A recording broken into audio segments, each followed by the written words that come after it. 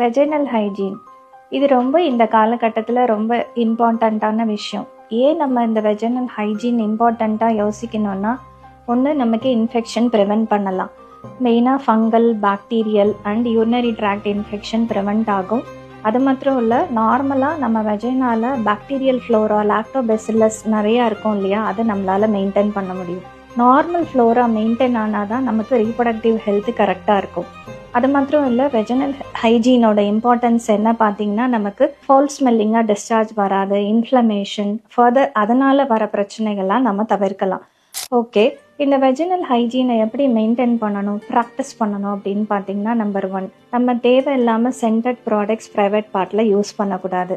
Number 2, periods அப்போ okay நம்ம கொஞ்சம் தள்ளி பேட் மாற்றலாம் அப்படின்னு யோசிக்காமல் பீரியாடிக்காக எவ்ரி 6 hours நம்ம மாற்றணும். அது மட்டும் இல்லை, ப்ரெக்னன்சிலையும் சென்டட் ப்ராடக்ட்ஸ்லாம் ரொம்ப நம்ம ப்ரைவேட் ஏரியாவில் யூஸ் பண்ணக்கூடாது. Number 4, synthetic under garments prevent பண்ணலாம், காட்டன் ட்ரெஸ் வேர் பண்ணணும். நம்பர் 5, பாப்ஸ்மியர் அப்படிங்கிற டெஸ்ட்டு நம்ம கைனகாலஜிஸ்ட் கிட்ட போயிட்டு ரெகுலராக அதை டெஸ்ட் பண்ணிவிட்டு இன்ஃபெக்ஷன் இருக்கிற மாதிரி இருந்தால் தேவையான கரெக்டாக ஆன்டிபயோட்டிக் நம்ம உட்கொண்டது நல்லது.